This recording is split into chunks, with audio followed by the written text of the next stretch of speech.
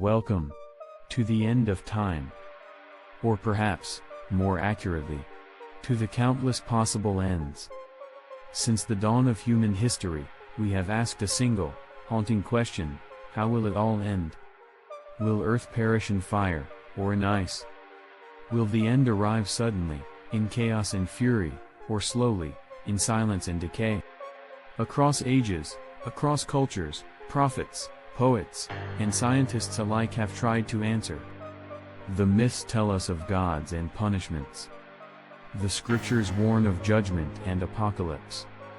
Science, with cold precision, reveals threats written in the stars, the earth, and even in ourselves.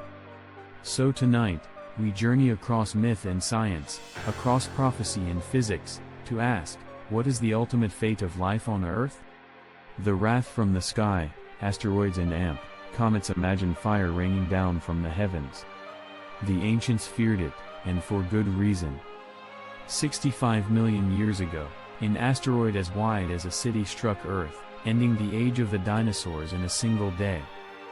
Darkness cloaked the skies, fires raged, and the Earth itself trembled. If it happened once, it can happen again. Even now, NASA tracks thousands of near-Earth objects, some only kilometers wide. One strike could erase entire civilizations. And what's worse? The smaller the rock, the harder it is to detect. Humanity could wake up tomorrow to find its final sunrise already burning in the sky. And the myths remember. Ancient Sumerians told of fiery gods descending from the heavens.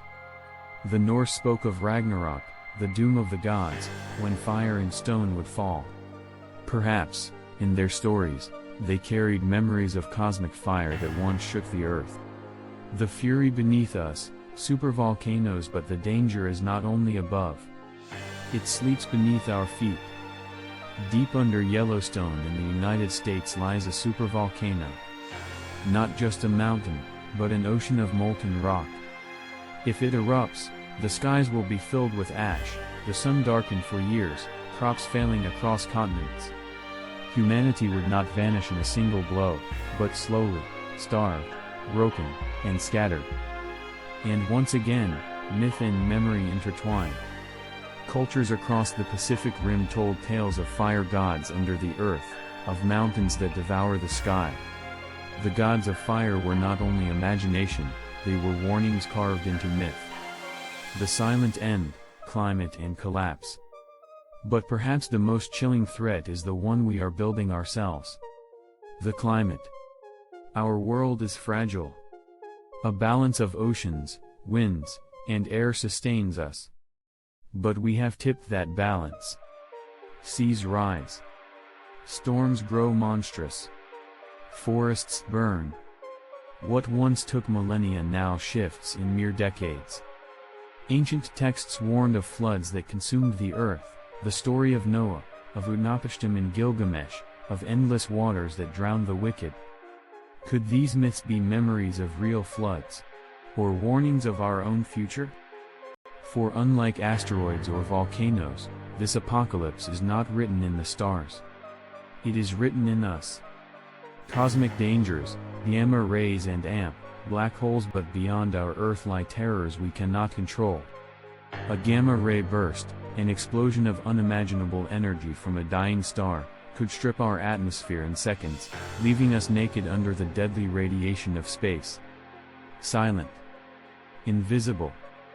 Instant death from across the galaxy. And black holes, those cosmic monsters, drift through the galaxy, unseen. If one passed too near, Earth's orbit could shatter. Even time itself would twist into silence. The Mayans spoke of cosmic ages, cycles of destruction and rebirth, each ending with fire from the sky. Were they only stories? Or whispers of cosmic truth?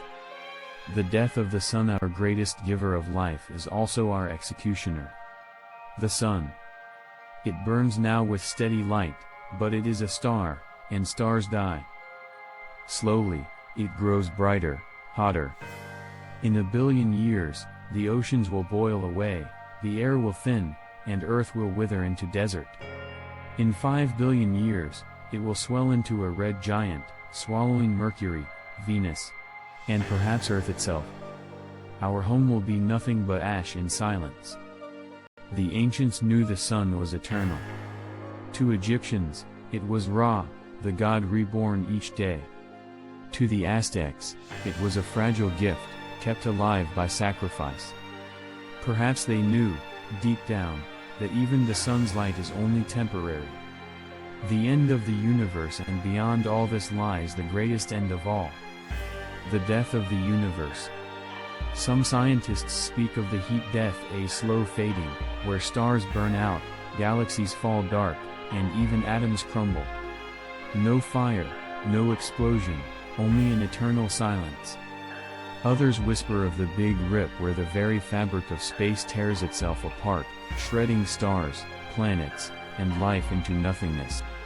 Myth and religion spoke of eternity, of new worlds beyond the end. Science speaks of silence. Both are terrifying. Swords emoji, the human factor, our own apocalypse, and yet, perhaps the most likely end, is us. Nuclear fire. Biological plagues. Artificial intelligence beyond control. Wars that consume continents. We carry within us both creation and destruction. The book of Revelation speaks of Armageddon, a final war that ends all wars. Could it be prophecy? Or only the inevitable path of human nature? Nostradamus spoke of great fire from the sky, of kingdoms falling. The Hopi spoke of a final purification. Islam speaks of the Day of Judgment. Christianity of the Second Coming. Across cultures, across time, humanity has always seen itself as both survivor and destroyer. Hope among the ashes, and yet, the end is not only about death. It is about survival. For every myth of destruction, there is also rebirth. The flood ends, and the world begins anew. Ragnarök kills the gods, but the earth rises fresh and green. Even science admits, while this planet may fall, life itself may endure, on other worlds, among the stars. Perhaps the true story of the end is not about Earth's death, but about humanity's journey. Will we perish here? Or will we become children of the stars, carrying the spark of life into eternity? So, how will it all end? By fire? By ice? By silence? Or by our own hands? The answer is not yet written.